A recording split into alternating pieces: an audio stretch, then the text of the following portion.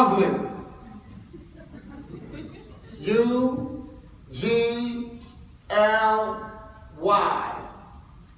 Ugly. Ladies and gentlemen, was it just me?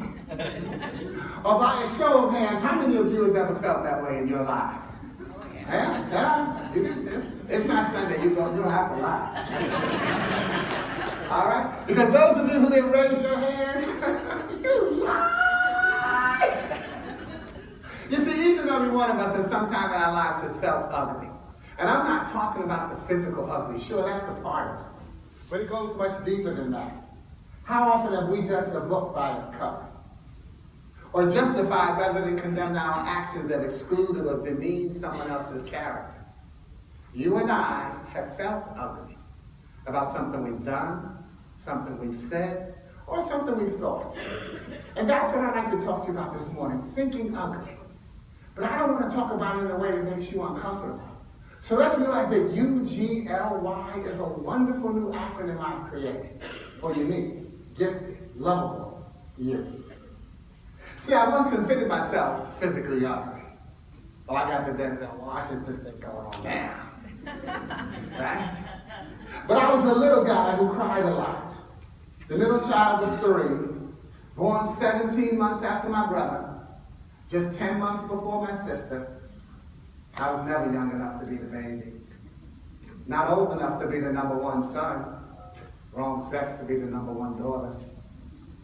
And growing up, I constantly heard that he was handsome and the oldest. And I constantly heard that she was pretty and the youngest. And as we got older, he got more handsome and she got prettier, and I perceived to be a big crybaby that wish people would die when they ignored me. And even worse, I wished I would die to teach them a lesson. Many of our kids are still thinking that way. And that's why I'm here to remind you that we must constantly search for ways to add a positive twist to each potentially negative situation. Because how we see ourselves is sometimes how children define themselves.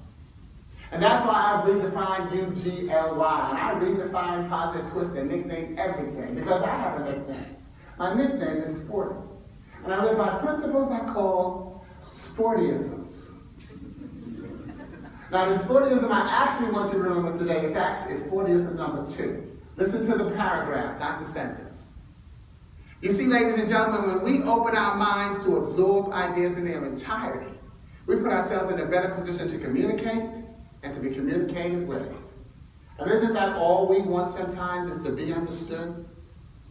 Let's allow people to finish what they're saying before we judge the content of what they're saying. Now, earlier I said I don't want to make you uncomfortable. The U in my UGLY once stood for uncomfortable because I was uncomfortable with myself before I understood that each of us is unique. The G stood for ghastly before I grasped the fact that each of us is gifted. The L stood for loser before I learned that each of us is lovable. And the Y stood for yeah, before I could say to myself, I love you, man. You see, understand that there's something unique about each of you here that God has given you like he's given no other person in this room that adds your piece to this puzzle of our existence. Grasp the fact that you woke up this morning. I've been waking up for years. These days I wake up and I look in the mirror and I see the person I love the most and we laugh. Pretty much the way you just did. And that unique quality, that gift has been placed inside you to remind you to get the most out of life and to enjoy life. Be ready to share that gift. Sportyism number 1, give. Sooner or later, you'll catch up to what you've received. You see, material possessions are exchanged. When we give of ourselves, our life, our love, our laughter. These are gifts that cannot be compromised or replaced. And your gift could save a life. Maybe not the life that you could see or touch or feel or hear them saying, thank you. Thank you for making a difference in my life. But your gift has been carefully planted inside you on a time release for you to cultivate, nurture, and to bring it forth at just the right moment. So do I have to convince you that you're lovable? Before I learned how to listen and give, I had to convince myself. Here's how I did it. I like each of you to think of a person who loves you. Now think of a reason to justify that love for you. Why should they love you? Can you see that smile? More importantly, can you feel it? Before I leave today, I'd like to ask you to do me two favors. One, would you let that person know that you thought of them as UGLY today? And when I'm talking to kids, I said, hurry if it's your parent, hurry up and tell them what it stands for. But two, realize that we think faster than we speak. So we tend to anticipate more messages than we listen to. But when we listen to the paragraph, not the sentence, suddenly UGLY becomes unique, gifted, lovable you, and reminds us to stay that way. Thank you and good morning.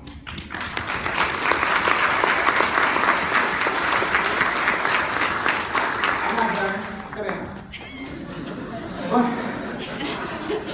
Leadership stuff. But think about it. You know it. Come on, how many multiple employees have we got? All right, come on, you know it. No matter how much you go through, we have to look at what that speech was all about. Is that just about a cute little acronym, UGLY? And when I talk at school, they say UGLY. You ain't got no alibi. I know some of y'all were tempted to do that, right? Yeah, I was tempted the first time I did it too. I said, no, you can't do that. You're just speaking. You're supposed to have confidence. Okay, so I got over it. UGLY, you ain't got no alibi. No, that's not just about being a cute speech. It's the speech about turning negatives into positives. It's a speech about the roller coaster ride of self-esteem. And we're going to be talking about your self-esteem this weekend. We're going to talk about your self-esteem issue. Well, I don't have a self-esteem issue. Yes, you do. You may not have a self-esteem problem, but you have a self-esteem issue. See, we all do. In fact, you've got what I call the Michael Jordan self-esteem issue. Michael Jordan have a self-esteem issue? Well, I'm glad you asked. Yes, he did. Yeah, you see, Michael Jordan's self-esteem issue was when his father died. Michael Jordan used to come out, check with dad, play ball. When his father died, couldn't check with dad. Still had to play ball. In other words, people don't care what you lose. They still expect you to deliver and perform. People don't care what you lose. They still expect you to deliver and perform. People don't care what your family is going through. They still expect them to be normal members of society. And so I suggest to you that if people are not going to care about what's going on in your family, then you need to be concerned about what's going on with your family. Because there's that physical loss of a person, a separation. Michael Jordan's was a loss. Yours is a physical separation. And that's a self-esteem issue. And just like, I'm sorry, you're type, were you a colonel or? Yes. Oh, I was right, okay. I don't want to give you a promotion or demotion. But like the colonel said, and see, now I forgot why I was referring to you. That's called a brownout. It's not quite a blackout, but it's a brownout. I'm 60 years old, and I embrace my forgetfulness. I do. Yeah, you know what? I tell people, I'm exercising my right to forget. As I get older, I don't get senile. I exercise my right to forget. Because you know what? I've learned so much stuff, and you get so much stuff packed into your brain that you gotta forget some of it. Computer lose memory, why shouldn't we? So I was just exercising my right to forget. But you said something that was real good that I was about to quote. So when it comes back, I'm gonna jump you right in there. All right? All right. Well, let me see. Where was I? Okay. So the separation. The separation is so important that we have to recognize that we have what I call silent heroes, family members. And that's why our service member, you have to be concerned about your family members. See, there's a high calling on your life as a military family. Everybody cannot do what you do. And you might say, well, but I just did what I had to do. Bulletin, everybody can't do it. Every service member does not have a support system. that they can come home to, let alone leave. So family members, let's take a minute, service members, let's give our family members a round of applause.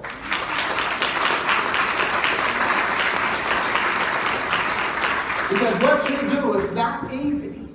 And service members, what you do is not easy either. There's a high calling on your life. Family members, let's give our service members a round of applause. We're in this together. What you do is not easy. And it sounds like I'm repeating myself because I had another brownout. No, I'm repeating myself on purpose. Because we need to keep hearing that. There's a high calling on your life. Not everybody can do what you do. In fact, the statistics say that less than 1% of the people in the United States serve in the military. And so you've got to recognize that this small family that you've got is a quality family. But you have to make sure that it stays quality. You have to create the quality in it. And once you create that quality, you make it go forward the way it has to go forward. So as we think about that self-esteem issue, I'm not talking about separating, making it an us versus them. I'm not trying to divide you from your neighbors in the civilian world. I'm using a positive thing to say to you, the reason sometimes society is not worried about what your family is going through is because guess what? They actually know that your track record says that you always come out smelling like a rose. You don't go tell everybody your problems. So therefore they think you got it covered. That's why sometimes it seems like they don't care about what's going on with your family, but they do. But it just says your track record says, I got this. And so now people don't want to burden you by asking you, how can I help? Because they don't know how they can help because you've constantly put up a fence that says you can't help. And then a lot of times it's true, they can't. But don't make it an us versus them. The civilian world is still your friend. But one thing we have to always do is let people know how they can help us. And that's why what I've done today is I've created a message for you, and what I do is I call it life. Life before deployment, but what is life? It's L-I-F-E, it's lessons intended for everyone, because it's not just about the deployment. It's about recognizing what goes